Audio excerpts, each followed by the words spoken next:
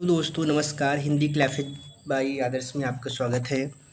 दोस्तों कल हमने हिंदी क्लास पढ़ाया था हिंदी ग्रामर में मैंने पढ़ाया था वर्णमाला। मैंने वर्णमाला चैप्टर लगभग पूरा ख़त्म कर दिया है। उससे रिलेटेड जितने भी क्वेश्चन आएंगे, जितने भी इम्पॉर्टेंट क्वेश्चन हैं, हम उसको अब करवाएंगे। ठीक है। देखिए हमारी हिंदी की क्लासेस चलेगी, आप लोग को जो भी पढ़ना हो ज्वाइन कर सकते हैं। जैसे हिंदी टीजीटी के लिए, पीजीटी के लिए, जीआईसी के लिए, बिहार टीजीटी पीजीटी क्लासेस चलेंगी।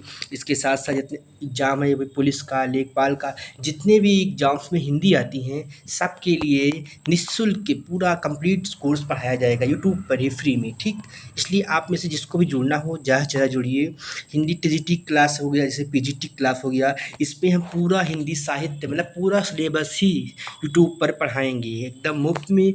और ज़्यादा से ज़्यादा अधिकतर क्या 90-95% क्वेश्चन इससे बाहर नहीं जाएगा, ये गारंटी है। इसलिए आप लोग ज़्यादा से ज़्यादा जुड़िए। हम वही पढ़ाएंगे जो एग्ज़ाम में बार बार पूछे जाते हैं। 10 वर्षों से इसका भी हमको अध्ययन है, हमने अध्ययन किया है, तब हमने पढ़ाया भी कई वर्षों तक। इसके अनुभव के आधार आपको बता रहे हैं, इसलिए आप लोग ज़्यादा से ज़्यादा जुड़िए। ठीक ठीक है दोस्तों, आज हम प्रारंभ करते हैं हिंदी वर्णमाला। क्लास मैंने प्रारंभ किया, पूरा पढ़ा दिया है। इसके बाद आज हम प्रारंभ कर रहे हैं हिंदी वर्णमाला से रिलेटेड कुछ क्वेश्चंस जो एग्जाम में पूछे जाते हैं। ठीक, जैसे पहला क्वेश्चन हम बता रहे हैं, हिंदी वर्णमाला में व्यंजनों की संख्या कितनी होती है? पहला 25, दूसरा 29, तीसरा 33, चौथा 31। तो हमने आपको क्लास में पढ़ाया था कि हिंदी में कुल व्यंजनों की संख्या कितनी होती है? 33। तो इसमें तीसरा वाला ऑप्शन सही हो जाएगा। आगे देखिए, दूसरा क्वेश्चन है, जिन स्वरों के उच्चारण में दो मात्रा लगती है उसे क्या कहते हैं? ऑप्शन में पहला क्या है? संयुक्त स्वर, दूसरा मूल स्वर, तीसरा गुरु स्वर, चौथा लघु स्वर। ये यूपीएसआई 2021 में पूछा गया था। तो हमने पढ़ाया था कि जिन स्वर वर्णों के उच्चारण में दुगना मात्रा का समय लगे उन्हें दीर्घ स्वर कहते हैं, और दीर्घ स्वर को भी गुरु स्वर कहते हैं। तो ऑप्शन सी सही हो जाएगा, इसमें गुरु स्वर। ठीक, आगे देखिए, तीसरा सवाल है, हिंदी में मूलतः वर्णों की संख्या कितनी है? ये भी यूपीएसआई में पूछा गया था 2021 में। तो हिंदी में वर्णों की संख्या पूछ रहा कितनी है? पहला ऑप्शन 50, दूसरा 52, तीसरा 53 और चौथा 51।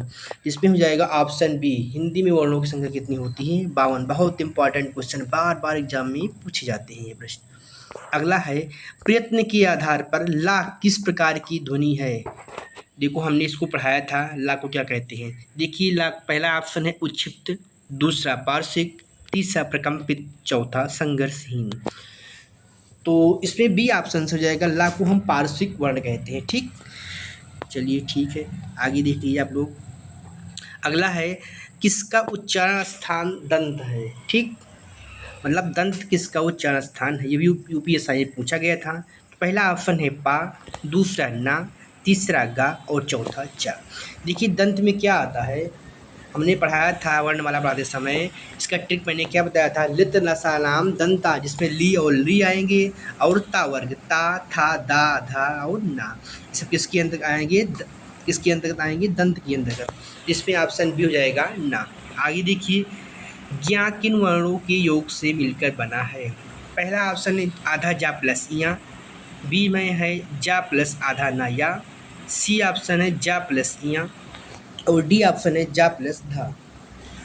तो इसमें पहला ऑप्शन हो जाएगा आधा जा प्लस या से मिलकर बनता है ज्ञा, हमने क्लास में पढ़ाया था। ठीक, आगे देखिए, इसमें है किस समूह के वर्णों का उच्चारण स्थान मूर्धा है? देखिए पहला है बड़ा सा अंगा चा छा, बी ऑप्शन है का आ खा गा, सी ऑप्शन है सा ता था दा, और डी ऑप्शन है खट्टी सा री टा ठा। तो इसमें हो जाएगा डी ऑप्शन, खट्टी सा री टा और ठा। हमने कहा क्या पढ़ाया था कि मूर्धा क्या पढ़ाया था, ट्रिक मैंने आपको पता है, ऋतु रसाड़ा मूर्धा, मैंने ट्रिक बताया था, ऋतु रसाड़ा मूर्धा मतलब री और री आएंगे, इसके बाद टा के चार वर्ण टा ठा डा और ढा। तो इसमें कौन सा ऑप्शन है? चौथा ऑप्शन है री, री है, ऋषि है, री है, खट्टी सा है, टा ठा। ठीक, आगे देखते हैं, या रा ला वा को क्या कहते हैं? पहला अंतस्थ व्यंजन, दूसरा स्पर्श व्यंजन, तीसरा उष्ण व्यंजन और चौथा अघोष व्यंजन। देखिए या रा लावा को हम अंतस्थ व्यंजन कहते हैं, ऑप्शन ए सही हो जाएगा। या रा लावा को हम स्पर्श व्यंजन कहते हैं, अंतस्थ व्यंजन कहते हैं। ठीक, दूसरा ऑप्शन बी क्या है, स्पर्श व्यंजन। देखिए स्पर्श व्यंजन कितने होते हैं, 25। हमने बताया था कि स्पर्श व्यंजन की संख्या कितनी होती है, 25। उस व्यंजन कौन कौन से होते हैं, बड़ा सा, खट्टी सा, छोटा सा और हा, ठीक। चौथा ऑप्शन है वो स्वर्ण है, जिससे पहला ऑप्शन हो जाएगा अंतस्थ व्यंजन या अलावा को अंतस्थ व्यंजन कहते हैं, ठीक। तो ये वर्णमाला से रिलेटेड कुछ इंपॉर्टेंट प्रश्न थे जो एग्जाम में बार बार पूछे जाते हैं, ठीक। इस प्रकार से दोस्तों हम आपको वर्णमाला से रिलेटेड कुछ प्रश्न ऐसे कराते रहेंगे। हम जो चैप्टर पढ़ाएंगे उससे रिलेटेड जितने भी क्वेश्चन आते हैं उसको हम आपको कराएंगे, ठीक। इसके बाद हम प्रारंभ करते हैं दूसरा चैप्टर, थोड़ा सा देख लेते हैं। इसके बाद हम पढ़ाएंगे शब्द रचना। वर्णमाला मैंने पढ़ा दिया है। इसके बाद हम पढ़ाएंगे शब्द रचना। देखिए शब्द क्या होते हैं, शब्द प्रकार कितने होते हैं, बहुत ज़्यादा क्वेश्चन पूछे जाते हैं। शब्द क्या है, शब्द कितने प्रकार के होते हैं, रूढ़ जैसे पूछ लिया कि शब्द भेद कितने होते हैं, फिर पूछेगा उत्पत्ति के आधार पर शब्द कितने प्रकार के होते हैं, रचना के आधार पर शब्द कितने प्रकार के होते हैं। इस प्रकार से बहुत इंपॉर्टेंट चैप्टर है आपका शब्द रचना, ठीक। तो थोड़ा सा आज हम देखते हैं। देखिए शब्द रचना क्या है, शब्द परिभाषा क्या होती है। देखिए एक या एक से अधिक अक्षरों के सार्थक योग को शब्द कहते हैं। शब्द क्या होता है, एक या एक से अधिक अक्षरों के सार्थक योग को शब्द कहते हैं, ठीक। देखिए हिंदी में अगर पूछेगा शब्द कितने प्रकार के होते हैं, तो शब्द दो प्रकार के होते हैं।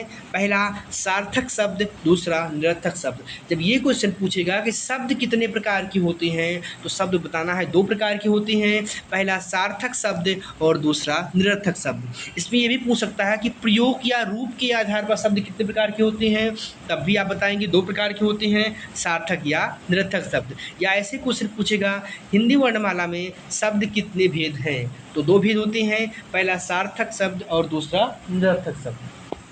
अब देखिए सार्थक शब्द क्या होता है, जिन शब्दों का कोई अर्थ होता है, जिन शब्दों का अपना कोई अर्थ हो उन्हें सार्थक शब्द कहते हैं, ठीक। परिभाषा समझ में आया। अर्थात जिन शब्दों का अपना कोई अर्थ होता है उन्हें सार्थक शब्द कहते हैं। जैसे राम, श्याम, पानी, ठंडा, रोटी आदि शब्द। राम मैंने कह दिया तो राम का अपना एक अर्थ है, नाम है। श्याम मैंने कह दिया अपना भी एक अर्थ है, पानी का भी अपना एक अर्थ निकल रहा है, ये मैंने पानी की बात की जा रही है, ठीक। इस प्रकार से जिन शब्दों का कुछ भी अर्थ निकल रहा हो, जिसका कोई अपना अर्थ हो, उन्हें हम सार्थक शब्द कहते हैं, ठीक। दूसरा है निरर्थक शब्द। निरर्थक क्या होता है, जिन शब्दों का कोई अर्थ ही नहीं होता है उन्हें निरर्थक शब्द कहते हैं, ठीक। निरर्थक क्या होते हैं, जिन शब्दों का कोई अर्थ ही नहीं होता है उन्हें निरर्थक शब्द कहते हैं। जैसे चट, भक, ओटी, पानी, साथ, पानी तो सार्थक शब्द जाएगा, पानी के साथ मैंने बोला वानी, वानी वार्थक हो जाएगा। तो जिसका कोई अर्थ ना, ये चट का कोई अर्थ नहीं है, भक का कोई अर्थ नहीं है, ओटी का कोई अर्थ नहीं है, पानी का कोई अर्थ नहीं है, तो जिन शब्दों का कोई अर्थ नहीं होता है उन्हें हम निरर्थक शब्द कहते हैं, ठीक। आगे देखिए, सार्थक शब्दों के साथ ही निरर्थक शब्दों का साधारण बोलचाल के रूप में प्रयोग किया जाता है। अर्थात निरर्थक शब्द कब प्रयोग किए जाते हैं, साधारण रूप से सार्थक शब्दों के साथ ही निरर्थक शब्दों का प्रयोग किया जाता है। जैसे मैंने कहा रोटी वोटी दे दो, पानी वानी ले आओ। यहाँ रोटी क्या है, सार्थक शब्द है, लेकिन ओटी क्या है, निरर्थक शब्द है, लेकिन इसका प्रयोग साधारण रूप से सार्थक शब्दों के साथ हम कर रहे हैं कि रोटी वोटी ले आओ। रोटी का तो अर्थ है लेकिन ओटी का कोई अर्थ नहीं है, ठीक। जैसे दूसरा उदाहरण है पानी वानी ले आओ, तो पानी का कोई अर्थ है, हमने कहा सार्थक शब्द है पानी, लेकिन वानी क्या है, निरर्थक शब्द है, तो वानी का कोई अर्थ नहीं है, लेकिन हम सार्थक शब्दों के साथ ना पानी के साथ इसका अर्थ ले रहे हैं कि पानी वानी ले आओ, ठीक। ठीक है दोस्तों, आज हमने थोड़ा शब्द ज्ञान बताया, आपको शब्द रचना के बारे में बताया।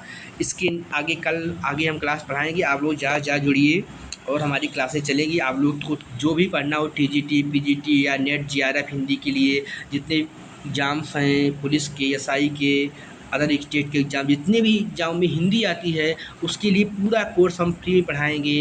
पूरा कोर्स एक एक चैप्टर और जहाँ से इम्पॉर्टेंट क्वेश्चन बनते हैं सब बताएंगे, ठीक है दोस्तों।